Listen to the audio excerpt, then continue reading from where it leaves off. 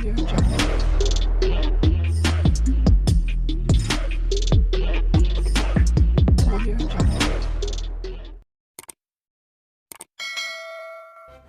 kasih karena memilih channel ini. Sebelum kita mulakan video ini, sila pertimbangkan untuk menekan butang like, share, dan subscribe, dan aktifkan butang lonceng Anda agar Anda sentiasa mendapat info-info percuma pada setiap hari dari channel kami. Dan tinggalkan komen Anda karena komen Anda amatlah dihargai. Terima kasih. Perdana Menteri Datuk Seri Anwar Ibrahim berjalan kaki waktu malam terakhir di Australia pun pembangkang yang dipanggil Walaun ramai sentap. Mereka dilihat menyindir aktiviti dilakukan Anwar di Melbourne yang merupakan ibu kota pantai negeri Victoria di tenggara Australia itu. Dekat negara sendiri tak nak pula jalan kaki kan? Ialah kan berjalan kaki di perantauan sebab negara sendiri kekurangan keperluan asas laluan pejalan kaki. Demikian antara komentar sinis di platform X Anwar. Malah ada juga yang berkata, rakyat kononnya mahu mendengar jumlah pelaburan yang berjaya diraih semasa Anwar di negara itu.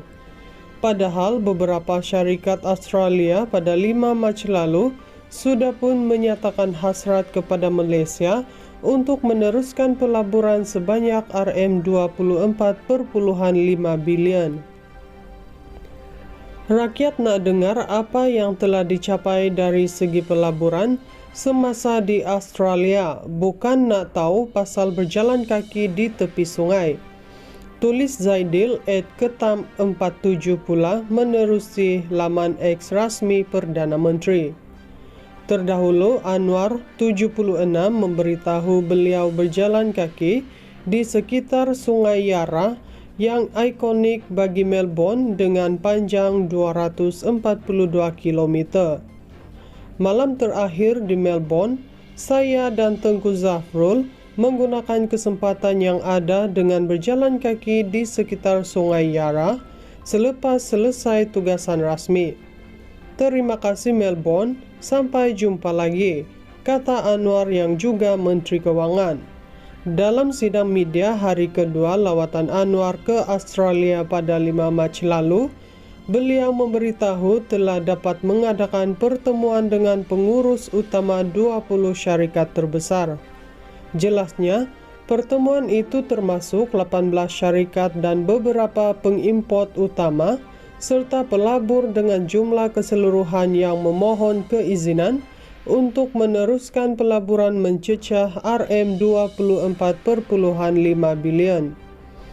Ini satu kemajuan membanggakan dan menunjukkan minat Australia serta keyakinan mereka kepada dasar yang kita umumkan selama ini. Ini akan diberi ruang permulaan 1.200 tenaga mahir di Malaysia, kata Anwar lapor media. Perdana Menteri turut berkata dari segi perdagangan, kunjungan ke Australia itu juga berjaya menjana potensi jualan ekspor Malaysia sebanyak RM962.1 juta. Jumlah itu termasuk urea, produk kayu, makanan dan minuman serta komponen elektrik. Perdana Menteri Datuk Seri Anwar Ibrahim berjalan kaki waktu malam terakhir di Australia pun pembangkang yang dipanggil Walaun ramai sentap. Mereka dilihat menyindir aktiviti dilakukan Anwar di Melbourne yang merupakan ibu kota pantai negeri Victoria di tenggara Australia itu. Dekat negara sendiri tak nak pula jalan kaki kan? Ialah kan berjalan kaki di perantauan sebab negara sendiri kekurangan keperluan asas laluan pejalan kaki. Demikian antara komentar sinis di platform X Anwar. Malah ada juga yang berkata, rakyat kononnya mahu mendengar jumlah pelaburan yang berjaya diraih semasa Anwar di negara itu. Padahal beberapa syarikat Australia pada 5 Mac lalu sudah pun menyatakan hasrat kepada Malaysia untuk meneruskan pelaburan sebanyak RM24.5 bilion. Rakyat nak dengar apa yang telah dicapai dari segi pelaburan semasa di Australia, bukan nak tahu pasal berjalan kaki di tepi sungai. Tulis Zaidil @ketam47 pula menerusi laman X rasmi Perdana Menteri. Terdahulu, Anwar 76 memberitahu beliau berjalan kaki di sekitar Sungai Yarra yang ikonik bagi Melbourne dengan panjang 242 km.